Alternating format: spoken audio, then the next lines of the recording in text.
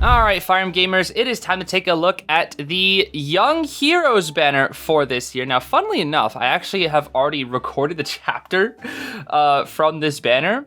I'm getting to this quite late. It's been very, very busy. I had a tournament to watch and like commentate, and then I had a wedding to go to for my friend, and all of that just kind of added up to a very, very busy time. So I'm kind of a month behind Faye, but we're catching up again.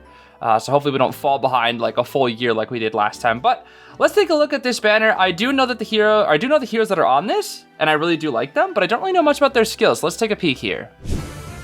So I do know that this is Young Three Houses. Now, I was really hoping for Echoes, honestly. I've been waiting for Echoes for a long time.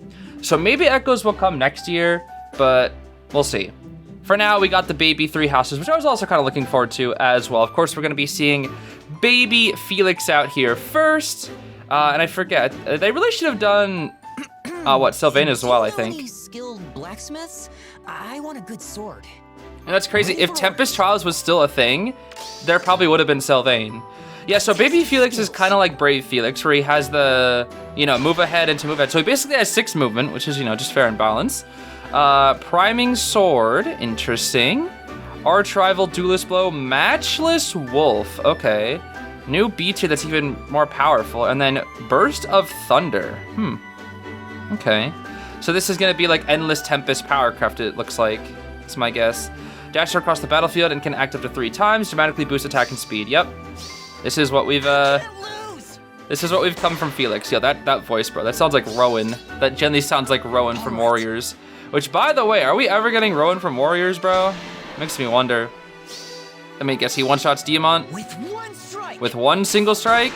Yep, with one strike, indeed, yep. All it took was one.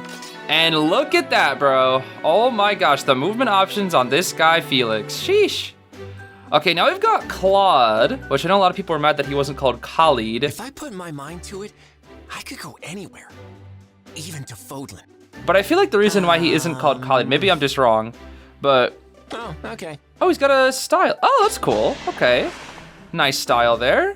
Very cool. Yeah, it can hit from 3 spaces away. That's pretty solid. But I feel like he's only not called that just because he was trying to keep it a secret. Like, at least in the plot. I don't know. Let's see here. He's a style and strikes, he tries and row. Okay. Yeah, because I've already done this chapter. And it looks like in the plot that he, when he came up to Edelgard and Dimitri, he was trying to like keep it a secret. Trick or treat. Or so it seemed. I don't know. That, and also maybe people would just like, maybe it's also like a money thing. I don't know. Maybe people didn't think they'd recognize the name. That's what you get. I don't know. Because there's also like the Fae players that actually haven't played the game, but just like Claude as a character because he's popular. And so they'd be like, who the heck is Khalid? That ain't Claude or something. I don't know. Okay. What else do we have here? A new rearmed hero joins the battle, which is Ingrid. Okay. Interesting. That's right. I completely forgot about Ingrid. Like I'm saying interesting as if I haven't seen her before. Again because I chose to go for an outing on horseback. All right. Do it. I'll do it. Repo here. Yeah, so it made sense to do what? Yeah, Felix, Dimitri, Ingrid, because we've seen them as like the childhood kind of crew when they were all best buddies. It's just like, Sylvain should have been here too because of the... I'm actually surprised. He got Brave this year, and they're not... I mean, I guess maybe that's also why they're not giving him an ult, because Brave. But, like, he's clearly popular enough. I don't know. Again, if Tempest Trial units were still around, he'd definitely be the Tempest Trial. R.I.P. Tempest Trial units, bro. R.I.P. They will be missed. Yeah, what if they get rid of... No, there's no way they get rid of Grand Heroes, surely. There's no way. I'll show you. There's just no way. If they got rid of Grand Hero, but I was like, what are they going to do with all the no-name villains? I think we did get... I think we're getting Miklon in the future, actually, as well. Yeah. Here I go. Now, how many attacks now? Sheesh. Yo, Vanitas, bro. What the heck? Calm down now. Okay, ignore the random shower sound there. Let's see what we got here. It's gonna be... Yeah, there's the Dimitri and Edelgard. Yep. Now, what I love about this is that Edelgard has the dagger. This is a strange place. Are you scared? I'm all right. I have you after all. Yeah, them being a dagger is rather interesting. Because they're like an armored dagger, but they also have the movement. So let me see. Vengeful Storm, attack defense clear, lookout rush. Yeah, I don't know. It's very interesting that they're an armored dagger specifically. Very, very interesting. Let's see. Okay. I really do like that they have the dagger, though. I think that's just so perfect. They didn't really mention the dagger in the plot, though, which I thought was kind of depressing, you know?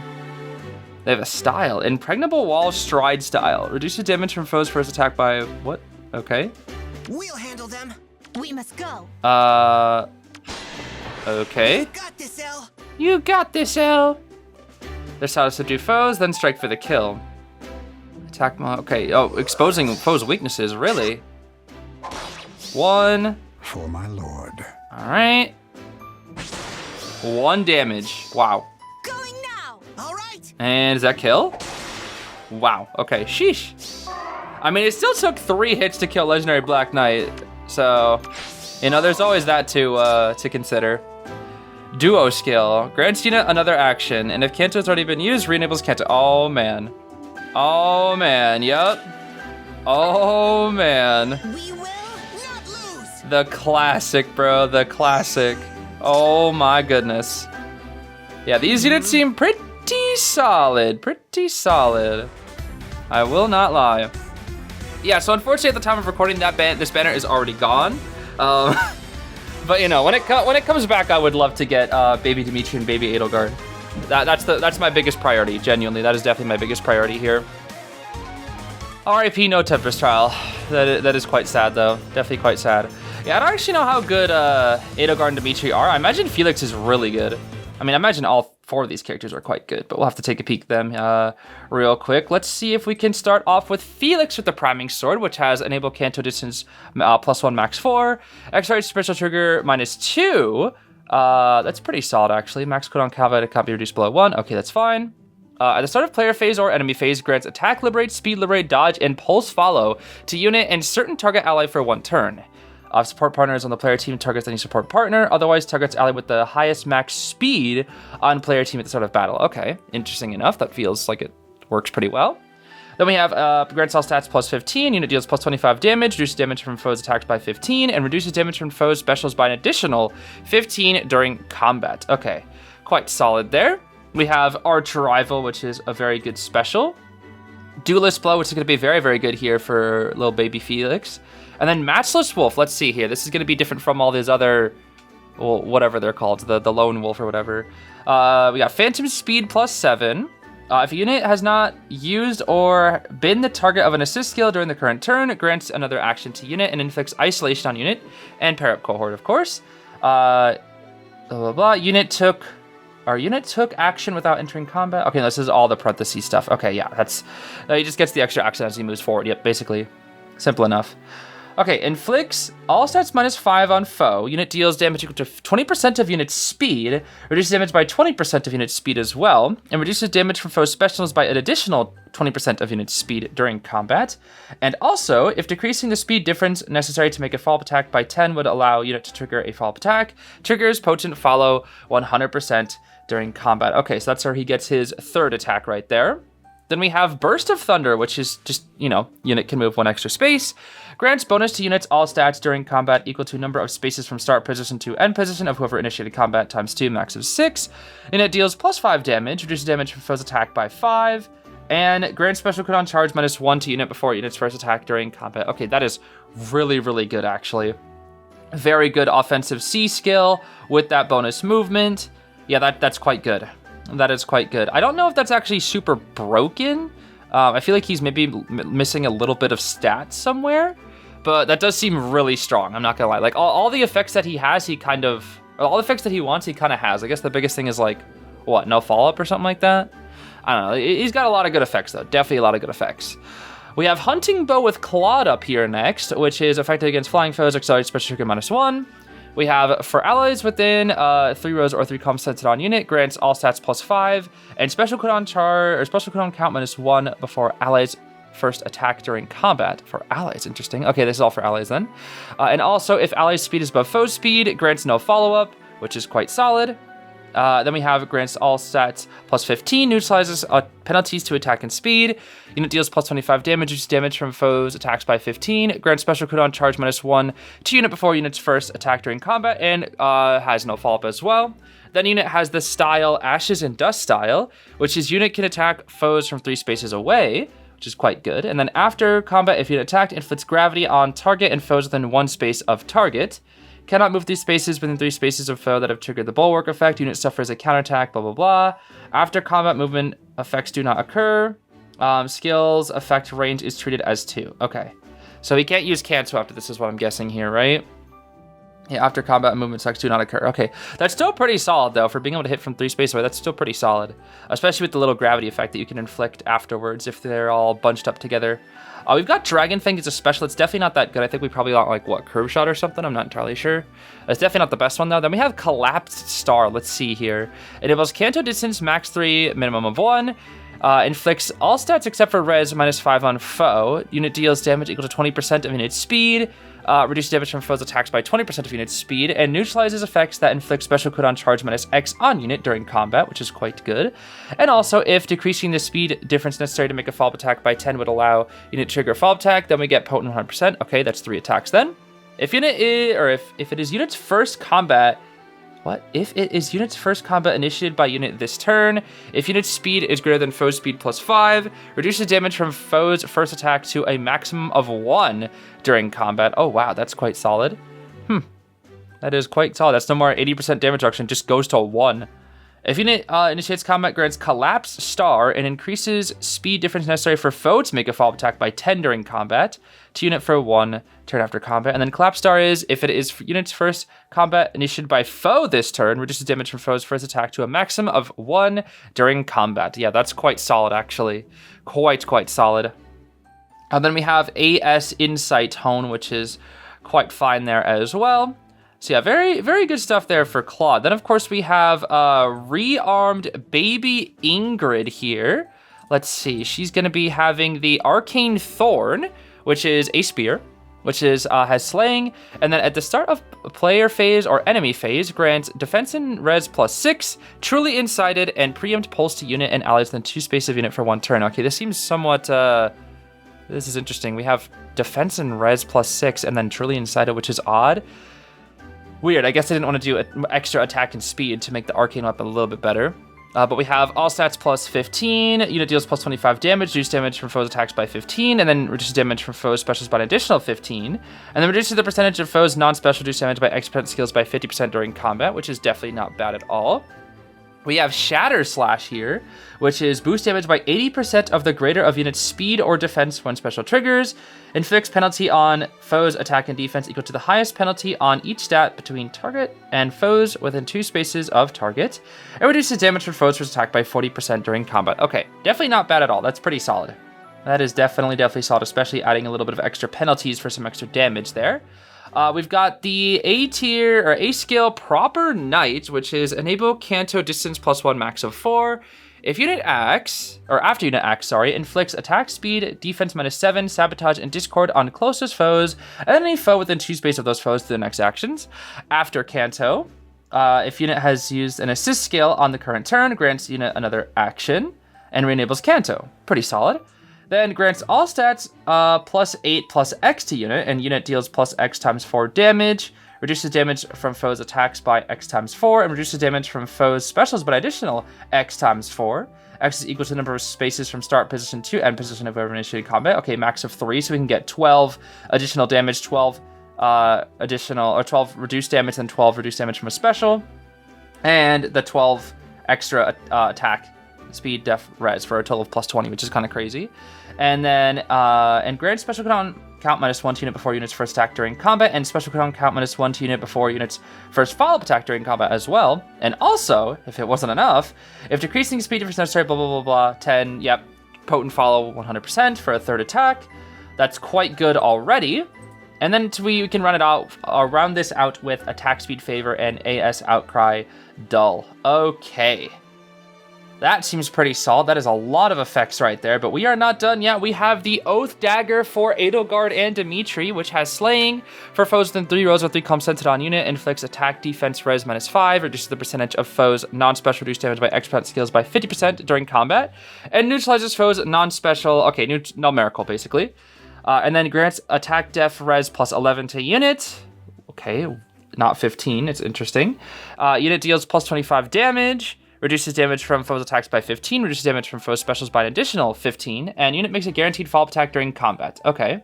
And then can use the style Impregnable Wall Stride style, which I don't really remember what that did. I guess that's already been in the game. I don't know. We have Armored Flare here, which is fine. Attack, defense, clear. If unit initiates combat or if bonus is active on unit, grants attack and defense +10 to unit. Unit deals +7 damage and neutralizes effects that inflict special cooldown charge -X on unit during combat. Still pretty solid. When attacking Ether Raids, if unit ends movement on a bolt trap or heavy trap, cancels trap's effect. And then if unit is on a hex trap, reduces the trap's trigger condition by 10 HP. Okay, pretty solid. Then we have Vengeful Storm. At the start of turn and after unit acts, inflicts attack and defense -7, exposure and sabotage on the closest foes and any foes in 2 spaces of those foes the next actions.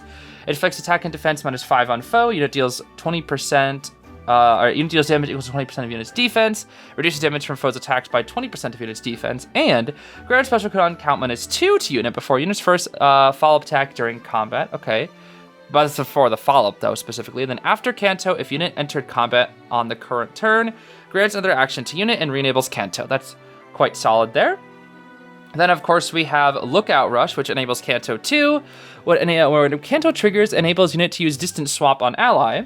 And then at the start of turn, if unit's HP is equal to 100%, or if any foe is within 3 rows or 3 comms centered on unit, grants attack +6 to unit, and unit can move 1 extra space, and grants True Charge to unit for 1 turn.